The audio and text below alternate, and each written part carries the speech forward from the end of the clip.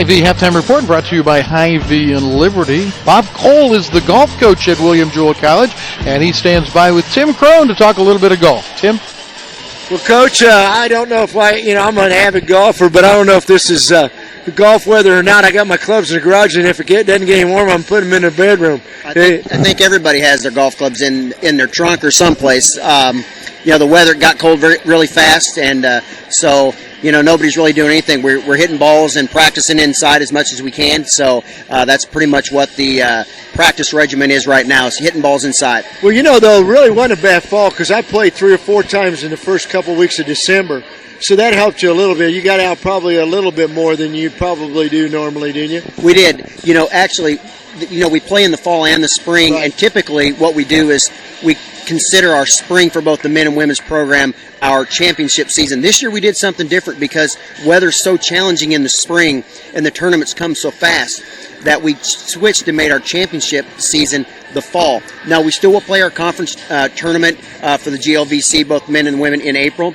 But what that allowed us is to get more tournaments in the fall and play better weather. So we didn't run into the problem. So in the spring, we won't play as many tournaments, but the quality of the tournament in the spring is going to be very, very critical, and it's very good.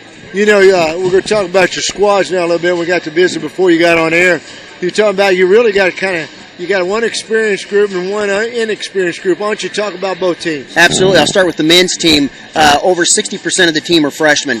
And so there's a lot of youth, a lot of inexperience. Although they're very good players, I was able to capture a lot of players from here locally, but some from Wichita, from southern Missouri. So a good balance of local and kids from out, in some of the periphery.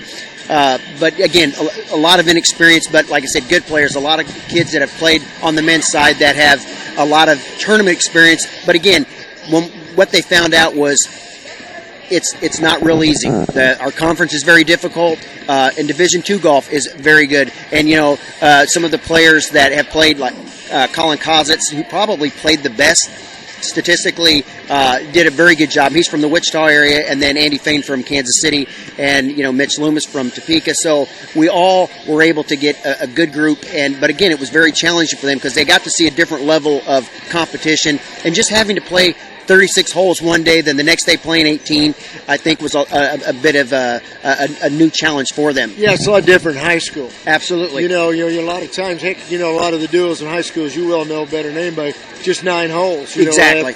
So, when you have to play that much golf, you got to be ready for it. Because golf, I say this all the time, it's like baseball. It's a game of failure. It's not a game of success. If you let it get to you, you're in trouble, right? Well, it is. And golf's one of those unique sports because once you go out and play, there's no timeouts. There's no substituting to say, hey, you didn't have a good front nine, so I'm going to put somebody else. Once you're in, you're in. And, and then speaking of the women's team, we have a lot of seniors. I'm going to lose 6 players this year, and they've been a tremendous, have a lot of accomplishments. Actually, for the women, they're ranked in the top 10. Yeah, they've been solid. Absolutely, on the regional, nationally, they're in the top 70 in the country. So there's been a tremendous amount of success on the women's team, and I'm really sad to see some of those players leave. And really, 2 players have kind of stood out for us on the women's side. One, a freshman.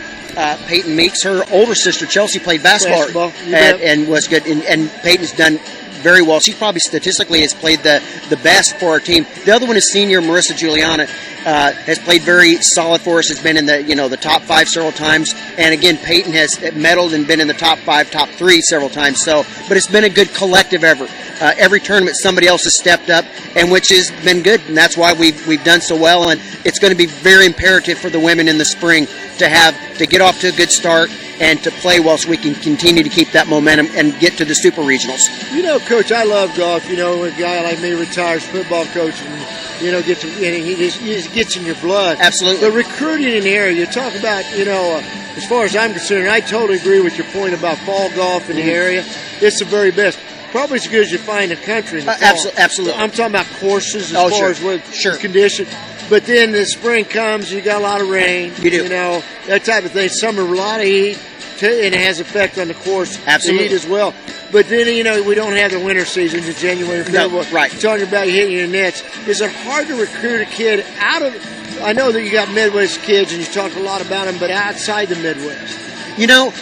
at times, I know some players want to go someplace where it's a little warmer, but having, with the 2 seasons, you're getting to play a lot. In the NCAA and with the regulations and things, you're only going to be able to play a certain amount anyway. But like I said, practicing inside. And I think the thing that's good is that for here, academically, you're going to get one of the best educations in the country. Without a doubt. And then that coupled with the fact that, for myself, a lot of coaches aren't at practices, at the college level. I'm there at practice. So I like to spend a lot of time with the players. So I think having the great academic exposure as well as the opportunity to have coaching that's going to be, very consistent, and having the opportunity to play because the teams are very competitive. So it hasn't been real difficult to recruit kids. It's just, always just looking for the right player. And you what have the right mix academically. I don't think people coach, whether it's golf, football, baseball, whatever they do, realize that you have to not only look for an athlete. Absolutely. You've got to look for a student. You do, because a player, no matter how good they are, they're not going to be of any playing value to you if they're not doing well in the classroom. And that's one of the things, we've really got a good culture on our team. All the players help each other to make sure that everybody continues to be successful